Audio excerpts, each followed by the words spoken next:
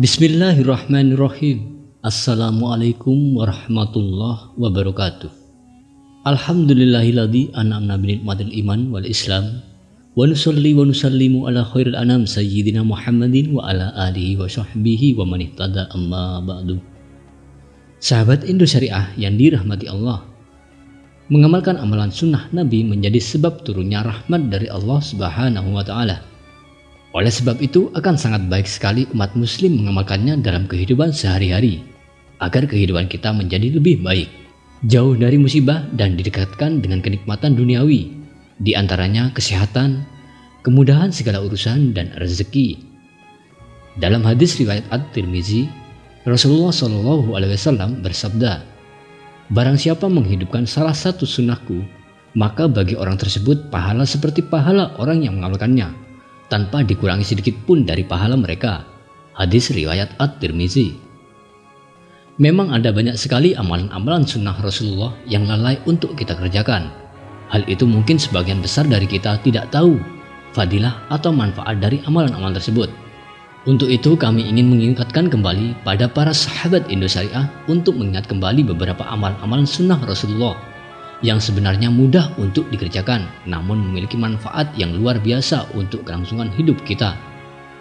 Berikut kami rangkum 7 amalan sunnah dari Rasulullah yang disarankan oleh abah guru kita semua, yakni Abah Guru Sengkempul atau Abah Guru Zaini Martapura, agar tidak lalai dalam mengerjakannya dalam kehidupan sehari-hari. Yang pertama, melaksanakan sholat tahajud. Dalam ajaran Islam, umat muslim disarankan untuk sholat sunnah tahajud sebagaimana telah ditegaskan dalam Al-Quran. A'udzubillahi minasyaitonirrajim. Bismillahirrahmanirrahim. Wa minal laili fatahajjad bihi nafilatan lak asya ayyab'asaka rabbuka maqama mahmuda. Dan pada sebagian malam lakukanlah sholat tahajud sebagai suatu ibadah tambahan bagimu. Mudah-mudahan Tuhanmu mengangkatmu ke tempat yang terpuji. Quran Surat Al-Isra. Kebiasaan Rasulullah melaksanakan sholat tahajud dapat dijadikan dasar hukum bahwa sholat tahajud adalah sholat sunnah yang dikerjakan setelah tidur. Dalam sebuah hadis yang diriwayatkan Abu Hurairah radhiyallahu an, ketika Rasulullah SAW ditanya para sahabat mengenai sholat manakah yang paling utama setelah sholat yang diwajibkan, Rasulullah SAW lalu menjawab, yaitu sholat tahajud. Hadis riwayat Muslim. Yang kedua, menjaga diri dari wudhu. Wudhu adalah salah satu amalan dan ibadah yang fadilahnya sangat luar biasa. Keistimewaan ini hanya Allah berikan kepada umat Nabi Muhammad SAW. Dan di antara fadilah wudhu, selain membersihkan kotoran anggota tubuh yang dibasuhnya dari kotoran-kotoran yang menempel, wudhu juga bisa mensucikan sang mutawaddi dari kesalahan dan dosa.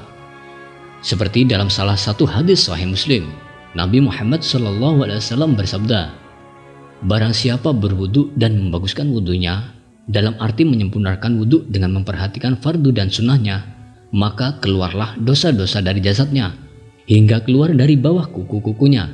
Hadis riwayat Muslim. Dari Abu Hurairah radhiyallahu an, bahwa Rasulullah SAW bersabda, apabila seorang muslim atau mukmin berwudu lalu membasuh mukanya, maka keluarlah dosa-dosa wajahnya, di mana ia melihat maksiat di matanya, keluar bersama air atau akhir dari percikan air tersebut. Ketika membasuh kedua tangannya, maka diampunilah dosa-dosa di tangannya bersama air atau bersama percikan air yang terakhir. Ketika ia membasuh kedua kakinya, maka diampunilah dosa-dosa kakinya bersama air atau bersama percikan air yang terakhir, hingga ia benar-benar bersih dari segala dosa. Hadis riwayat Muslim. Sungguh besar keistimewaan dan keagungan berwudu. Maka marilah kita senantiasa berwudu setiap saat, bukan hanya saat kita hendak sholat, tapi mari kita berusaha untuk selalu muwaddamah dalam keadaan berwudu. Biasakan kita berwudu sebelum tidur, mau berangkat kerja dan beraktivitas, atau keadaan santai sekalipun. Yang ketiga, mengumandangkan azan. Keutamaan muazzin atau orang yang mengumandangkan azan ternyata sangat besar. Bahkan dalam salah satu hadis Rasulullah SAW berkata bahwa sang muazzin tubuhnya diharamkan dari api neraka. Rasulullah SAW bersabda, "Qala ya Umar, innahu ya'ti 'alan nasi zaman yatrukunal adana ala du'afaihim wa tilka lahumu harramahallahu 'alan nar lahumul mu'addanin. Bukan itu, hai Umar, sesungguhnya kelak akan datang suatu masa bagi manusia. Di masa itu manusia meninggalkan azan dan menyerahkannya kepada orang-orang yang lemah, dan daging itu diharamkan oleh Allah Subhanahu wa taala masuk neraka, yaitu daging para zuru azan. Allah Subhanahu wa taala juga berfirman, A'udzubillahi minasyaitonirrajim, Bismillahirrahmanirrahim. Wa man ahsanu qala mimman da'a illallah. Artinya, siapakah yang lebih baik perkataannya daripada orang yang menyeru kepada Allah, yakni menyeru kepada manusia untuk menyembah Allah semata. Quran Surat Al-Fussilat. Menurut sebagian ulama, makna yang dimaksud dalam ayat tersebut adalah para zuru azan atau muazzin yang saleh. Pahalanya bahkan seperti para mujahid. Ibnu Abu Hatim mengatakan, telah menceritakan kepada kami Sya'ad ibnu Waqqas radhiyallahu an yang mengatakan bahwa anak panah juru azan pada hari kiamat sama dengan anak panah mujahidin. Seorang juru azan di antara azan dan iqamahnya sama dengan seorang mujahid yang berlumuran darah di jalan Allah. Para muazzin juga diampunkan dosa-dosanya. Umar ibnu Khattab radhiyallahu an mengatakan, seandainya aku menjadi juru azan, sempurnalah urusanku, dan aku tidak memperdulikan lagi untuk tidak berdiri di malam hari sholat sunnah, tidak pula puasa, karena aku pernah mendengar Rasulullah SAW berdoa, Allahumma firli mu'addanin, yang artinya, ya Allah, berilah ampunan bagi orang-orang yang azan. Yang keempat, beristinsyak. Istinsyak yang berarti menghirup air dengan lubang hidung melalui rongga hidung sampai ke tenggorokan bagian hidung.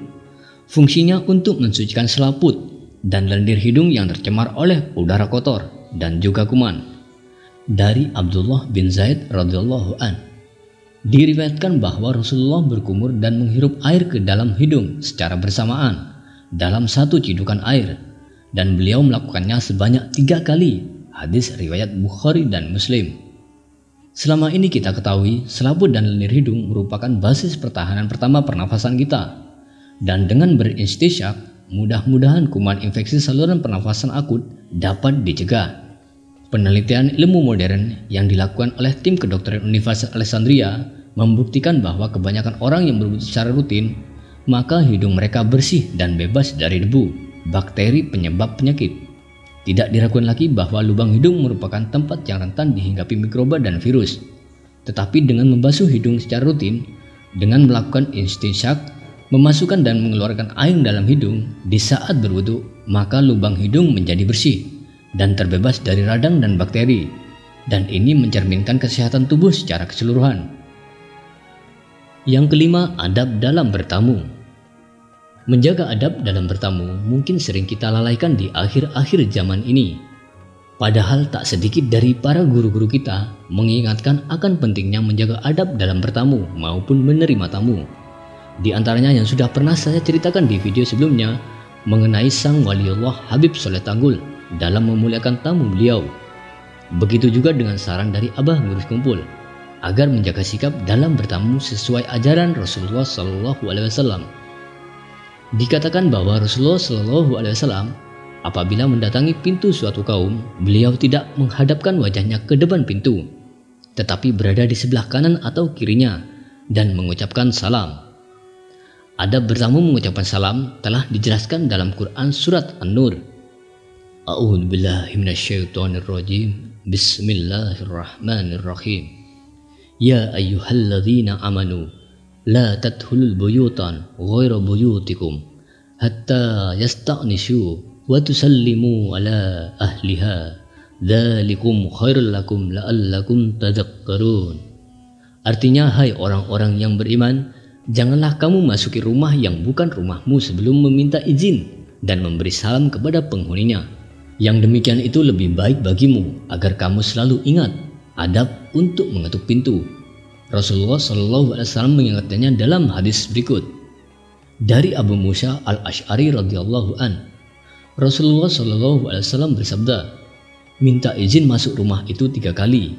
Jika diizinkan untuk kamu, masuklah, dan jika tidak, maka pulanglah. Hadis riwayat Bukhari dan Muslim. Sebagian besar para ulama berpendapat bahwa adab lebih tinggi daripada ilmu.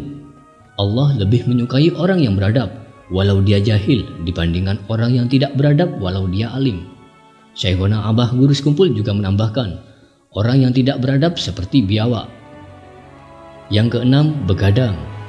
Islam telah memerintahkan umatnya untuk menghindari perkara yang sia-sia, termasuk begadang. Begadang merupakan suatu kebiasaan yang sering dilakukan oleh kalangan remaja dan juga kalangan orang yang kerap disebut pekerja keras. Meski dengan dalih mengerjakan urusan pekerjaan, ternyata begadang dapat mendatangkan sejumlah bahaya bagi kesehatan. Meskipun Rasulullah SAW juga pernah begadang, tapi itu sangat jarang dilakukan, melainkan jika ada suatu kewajiban yang harus beliau laksanakan. Sesungguhnya Nabi SAW membenci ketika seorang muslim begadang sampai malam, sebagaimana disebutkan dalam sebuah hadis dari Abu Barzah radhiyallahu an. Beliau mengatakan, Nabi SAW membenci tidur sebelum Isya, dan beliau tidak menyukai obrolan setelah Isya. Hadis riwayat Ahmad. Larangan begadang nyatanya juga didukung oleh keilmuan medis, sebab sering begadang bisa berpotensi membuat kulit tampak lebih tua hingga menjadi pelupa. Yang ketujuh, melaksanakan sholat duha. Dalam hadis qudsi yang diriwayatkan oleh Hakim dan Tabrani yang telah diteliti perawinya dapat dipercaya, Allah Subhanahu wa Ta'ala berfirman, "Wahai anak Adam, jangan sekali-kali engkau malas mengerjakan 4 rakaat pada permulaan siang, yakni sholat duha. Nanti akan kucukupi kebutuhanmu pada sore harinya." Rasulullah SAW bersabda, sholat duha itu mendatangkan rezeki dan menolak kemiskinan, dan tak ada yang memelihara sholat kecuali orang-orang yang bertaubat. Hadis riwayat Tirmidzi. Imam Ahmad dan Abu Daud meriwayatkan bahwa Rasulullah SAW bersabda, dalam tubuh manusia ada 360 ruas tulang. Ia diharuskan bersedekah untuk tiap ruas tersebut. Para sahabat bertanya, siapa yang kuat melaksanakan itu ya Rasulullah? Rasulullah menjawab, daha yang ada di masjid, lalu ditutupinya dengan tanah, atau menyingkirkan sesuatu gangguan dari tengah jalan, itu berarti sedekah. Atau sekiranya kuasa, cukuplah diganti dengan mengerjakan 2 rakaat sholat duha. Sahabat Indosyariah yang dirahmati Allah, perlu dicatat ketujuh amalan sunnah ini perlu dilakukan semata-mata hanya karena mengharap ridha Allah Subhanahu wa Ta'ala, di mana ketika keridhaan dan rahmat Allah itu turun, maka hidup kita akan lebih indah. Harta dan kebahagiaan mudah kita dapat. Itulah 7 amalan sunnah Rasulullah SAW yang mudah dikerjakan setiap harinya, sesuai saran dari Abah Guru kita, yakni Syekhona Abah Guru Sekumpul. Sahabat Indosyariah yang dirahmati Allah, semoga video ini bermanfaat dan menambah keberkahan hidup kita, menambah ketakwaan kita kepada Allah Subhanahu wa Ta'ala, kecintaan kita kepada baginda Rasulullah SAW, dan saran pribadi dari kami agar selalu mengingat salawat sallallahu ala Muhammad. Dengan salawat segala urusan akan jadi mudah, rezeki bertambah dan berkah. Akhirul kalam, wabillahi taufiq wal hidayah war ridha wal inayah. Wassalamualaikum warahmatullahi wabarakatuh.